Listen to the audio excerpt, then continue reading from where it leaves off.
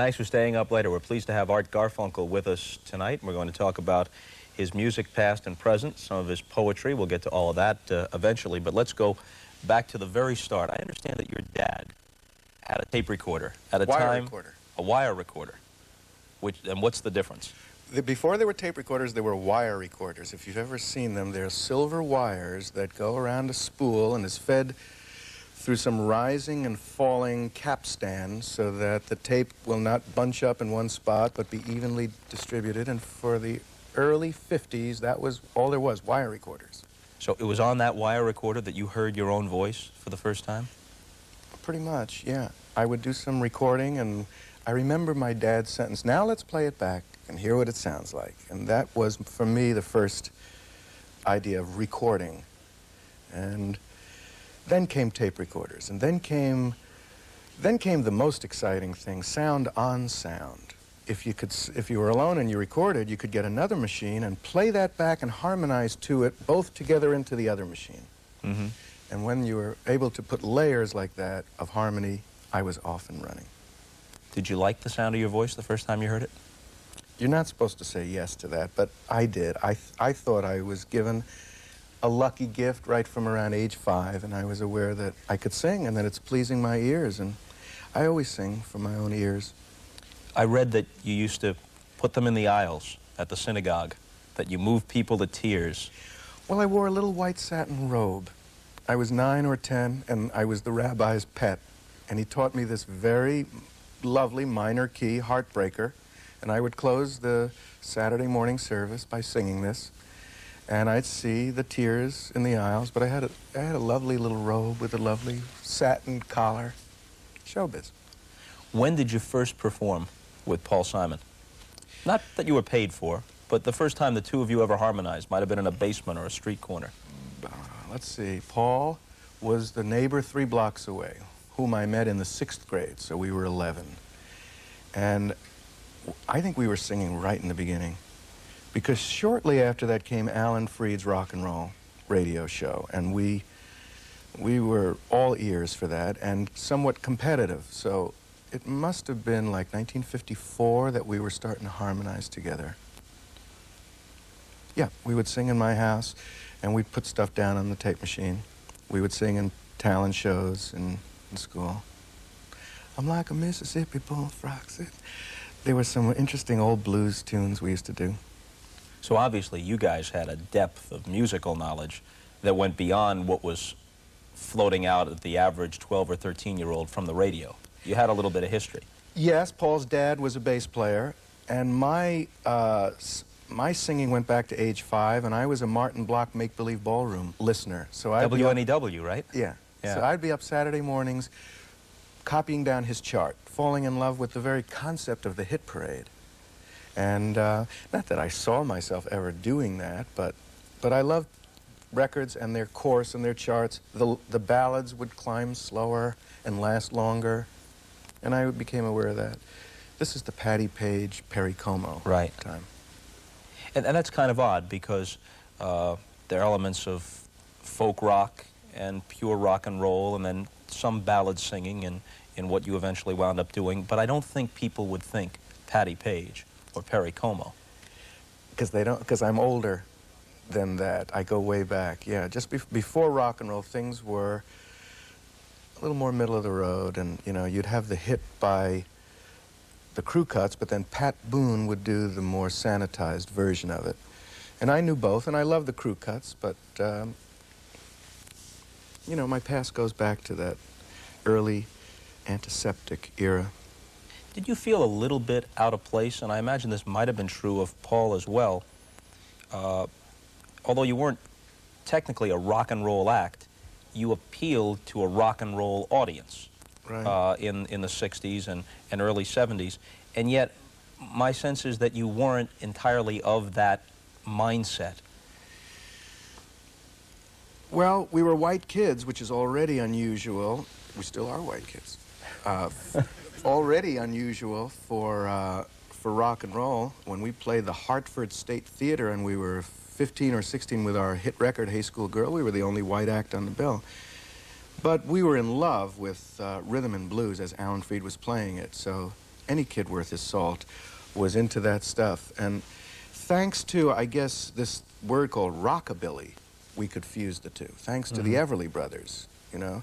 You could be a white kid who was doing stuff with that rhythm that was rock and roll and work with basses and drums that were sort of dirty, groovy, sexy, danceable music, and still put a two-part harmony that was a little country-ish on top and have a rock and roll record.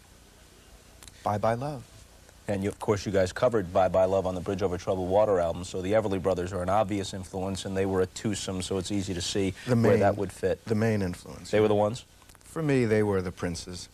Which of the songs that you and Paul Simon made famous hold up best for you today? I asked him the same question when he was here a few months ago. Which of the ones, when you hear them now, you still say to yourself, just as good as I thought then?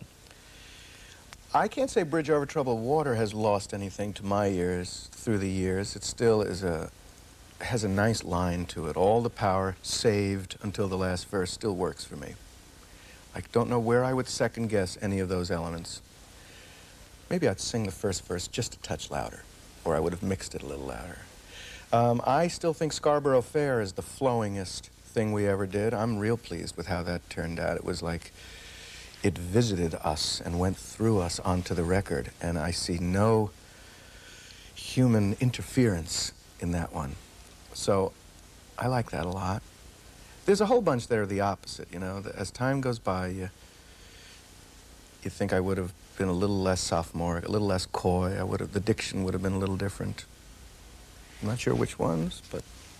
You suppose it's easier maybe for you, I mean, obviously not all of them meet with your approval, but since you were the singer and he was the composer and lyricist, if a lyric strikes him as sophomoric or not quite the sentiment he would express 20 years later, that might cause him some misgiving. But if it's still a good record and it still sounds good, it has a better chance to hold up for the singer 20 years later. What an interesting and subtle question. You raised such an interesting distinction. But I'm not sure I agree with you, because remember, if the singer doesn't feel the lyric and it feels false or something, you balk at the moment of recording it on mic. There has to be a sense of, I know what I'm talking about when I say this line. It does come from the writer and myself. Without that, both of you have trouble.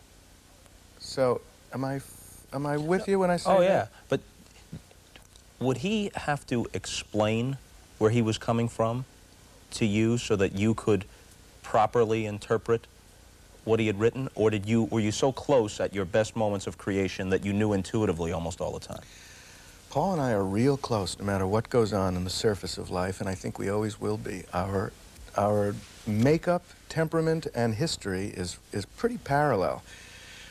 I have a very confident feeling that I can second guess Paul and his point of view, his mood, his future, you know, his next moves. Maybe I'm wrong, but I always feel I can read him and guess. I've been on stage with him many times, and I've had to know, is he going to crescendo in this next? Should I work the mic a little closer on the next? And we're talking milliseconds of nuance here, and I tend to guess him pretty good. I know exactly the pace of his heartbeat. This is a delicate question, but it's one that people wonder about. Let me get a little defensive on this. Your voice and the contribution of your voice is obvious. Then he's listed as the composer, the music and the words. Right. But somewhere between those two, there's also a collaborative process, but it's hard for people to imagine how it works. It's hard to imagine exactly what it was that the two of you did together in between, here's the song, you sing it. Because people outside the business are not quite sure of what the word record producer means. There's the song, but then there's the record.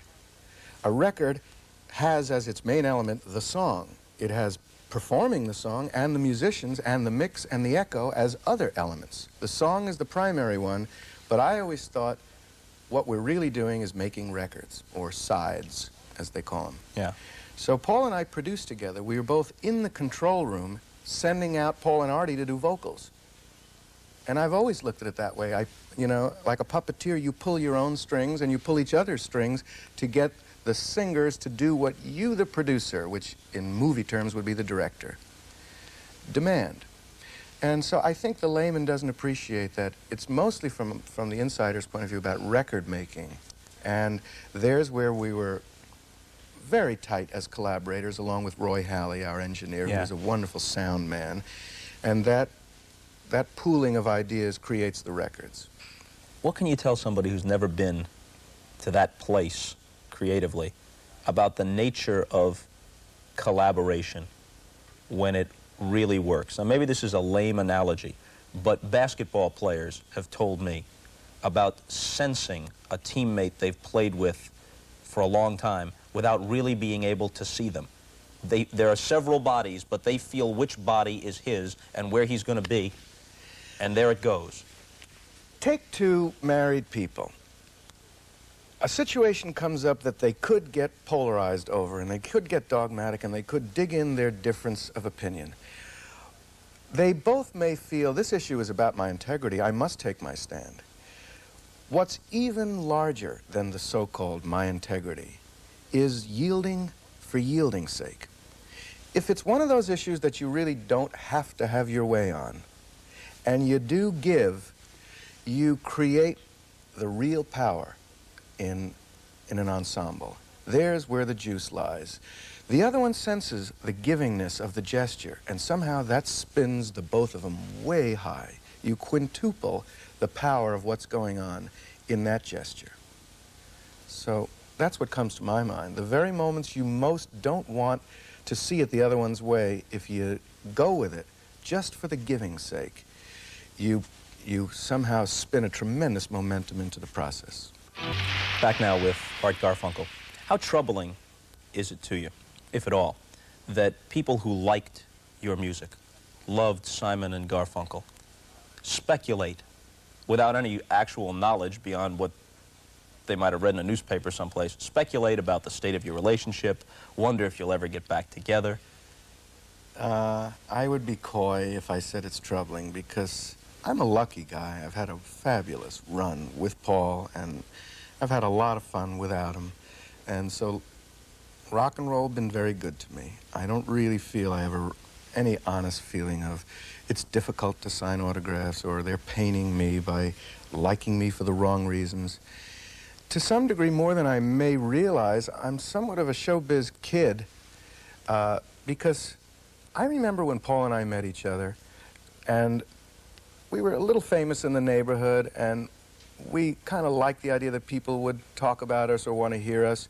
We had a mock splitting up when we were in junior high school, just because we wanted to instigate speculation on what's going on with those guys. And we wouldn't speak to each other during school, and there was some kind of real freeze, and we never said anything about it. And I love the idea that people are wondering. After school, we would hang out. So as I look back at that, I think we were tinkering with our image in junior high school. So I think I've been playing that game for fake and for real, you know, all through the years. Do you think that Simon and Garfunkel had run their creative course by around 1970 or whenever it was? Or had you tried to stay together? Was there another 3-4 years of good music between the two of you? Well, I feel like looking right into the camera and saying we had not run our course, not by a long shot. I think there was great records still to be made. I don't see any sign that either of us stopped being a growing individual and a growing musical individual. And I think it's fascinating to think what we might have done had we been able to manage all the extra musical elements and carried on.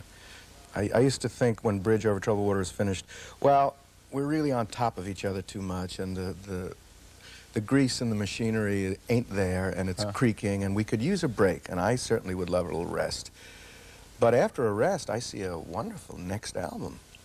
He didn't see it that way. You think there's merit in the notion that he couldn't have done some of the things he's subsequently done that had a different sound, that were a little grittier and a little more pure rock and roll, and then later Latin influenced and whatever? He couldn't have done that had he not struck out on his own.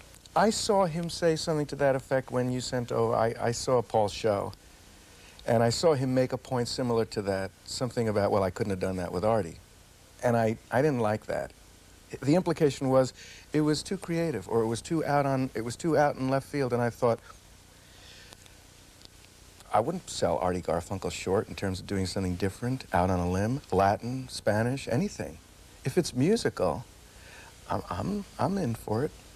There was one thing he did that I really didn't want to do, a song called Cuba See, Nixon No. I thought the politics of the song was simplistic, provoking without a saving grace. Mm-hmm. And I said, no, I don't want to do the lyrics. The only time I ever did that. And I think he hated it. That's the first time he was up against the idea of, Artie doesn't like it, I can't do the song. I gather that was a drag to Paul. You think he might have been writing at times? It seems to me he almost had to be writing at times to say, not only is this a good song I've created, but this is a good song for Art Garfunkel to sing. This is a song he can elevate, like Bridge Over Troubled Water. But there may have been other melodies kicking around in his head, either actually or potentially, that weren't the best vehicles for you. Well, I'm not sure what your question is. What are you saying? Well, what I was saying was, he obviously wrote many with you in mind, and the results are there for everybody to see and hear. But maybe he would have felt hamstrung to have to write others with the notion that you would sing them, or even that the two of you would harmonize on them, if he had different kinds of melodies in mind. Well, I wish I were there to address those concerns of his, and I wish that I could have said, don't underestimate my flexibility. You write it, I'll sing it, unless it has Cuba See, Nixon No in it. Would you like to get back together with him? Do another album with him? Bob, that question is too blunt. Could you see the day when circumstances were right and you got back together with him? Well, I remember after we were not working together, I really enjoyed making records the way my own ears heard them. I'm not sure that we gain flexibility as years go by. I think we kind of rigidify a touch sometimes. The idea of I would love to have it as I see it is a growing feeling as you get on. The elements that kept us from working together in the past, I have a feeling, are still firmly in place. So I look at your question as, at the moment, not very realistic. So I won't even put my heart on my sleeve and answer it. But sometimes I think, wouldn't it be great if Paul wrote the songs, put down his vocal, and then left the studio and I came in and did my part? I find that a promising possibility. I read in a Newsweek story where you said, we have our little separations and we drift apart, but at any given moment, though you don't know when it might be, you could potentially rekindle it all on a dime. Those were your words. Were you quoted accurately? Is that how you feel? Yes, although maybe your feeling that contradicts what I was saying before. Do you see the possibility of you working together? And here I was saying, no, the problems that keep us apart seem firmly in place, so that seems contradictory. In spirit, Paul and I will hang out at times where it's ageless, it's timeless what's going on between us. It's electric, it's wonderful. The vibe is really fertile and creative. And if we were to call Roy Halley and say, meet us in the studio tonight, we want to put down 2 tunes, we'd be off and running. I swear that that scenario feels extremely near at hand on any given night of any day of the week. Somehow, so that in spirit, I think the spark is always there waiting to be lit up. Somehow these issues are about more than just the spirit. The public, I guess, sees it as, I have troubles with my best friend, my wife has troubles with her best friend, but if you had something as great as Simon and Garfunkel, you couldn't have any troubles that would be bigger than that. The troubles couldn't be bigger than the good stuff. That trades on the assumption that if the results of your efforts are wonderful, doesn't matter what your personal feelings or personal pains may be, but we know that we're in life to enjoy our lives. We don't sacrifice our peace of mind for a product. We live to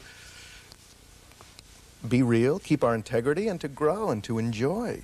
So if those are really severely threatened, then you have to say, I don't care how much others wish to crank up a machine. I can't do it. Time to say goodnight to all of you and to Art Garfunkel. Will you come back? You're here in town. I'd love to come back, sure. For now, see you later. More with Art Garfunkel tomorrow on Later.